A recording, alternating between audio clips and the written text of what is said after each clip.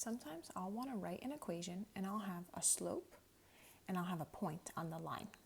Okay, so like for example, in this case of example number 1, right, what I have is I have a point on the line, so that's 2, -5, and a slope, -4. So I'm like going down 4 over 1, down 4 over 1. So I can kind of like, I can even start to kind of figure out and sort of sketch what this is going to look like, right?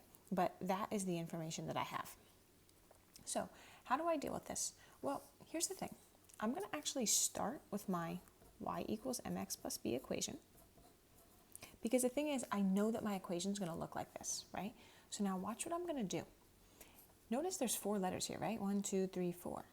The thing is I actually have information on 3 of the letters, and so if I just plug those in, then I'll have an equation that has just 1 letter in it, and I know what to do. I just solve and I find that value. Okay, so watch what I'm going to do. This is my x and my y. Okay, now the thing is, along a line, right, like that's one x and y, there's going to be like another point that has a different x and y, and another point that has a different x and y, and another point that has a different x and y. So these can change, but I know that this x and y will work in my equation, so I can plug them in to find out what b is.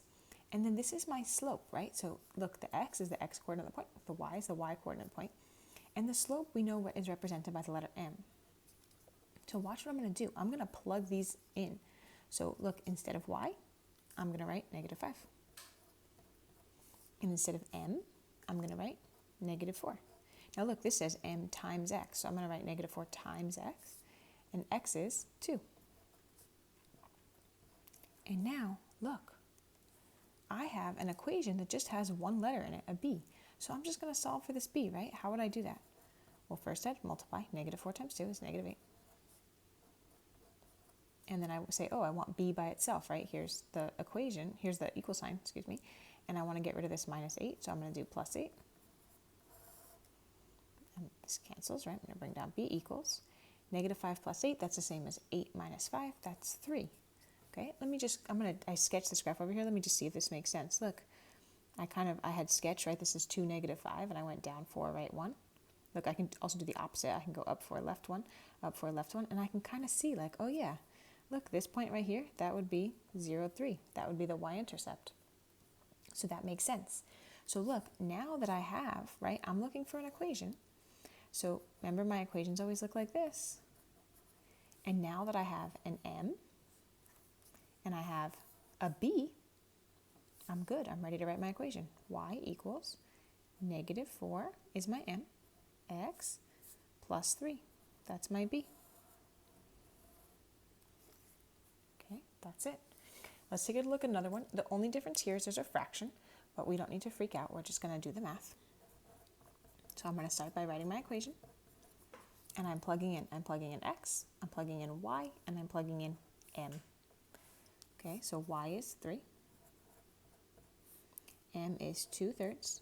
Now it's m times x, so I'm writing m times x plus b. Okay, so now this multiplication is what needs to happen next. Okay, and again, I can, just to really quick, I can kind of sketch this, right? This is 6, 3, and my slope is 2/3. I'm going up 2 over 3, up 2 over 3, right? So I'm kind of like just starting to picture. It's going to look something like this. Okay, now 2/3 times 6. Here's how you multiply a fraction by a whole number. You take the whole number, you make it into a fraction over 1. So instead of writing 3/4 times 12 here, look, I'm going to write 3/4 times 12 over 1.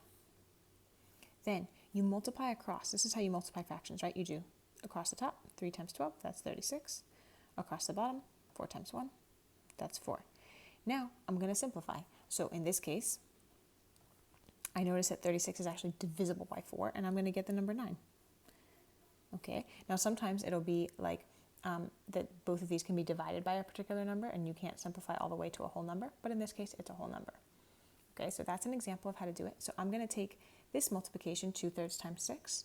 Look, I'm going to take it over here, just out of my way. I'm going to make it 2/3 times 6 over 1. 2 times 6 is 12. 3 times 1 is 3. 12 divided by 3 is 4. Okay, so this multiplication, I just took it over here. I get 4. And now I need b by itself. So I'm going to subtract 4 from both sides of the equation. And I get -1 equals b. Let me look at my sketch and see if that makes sense.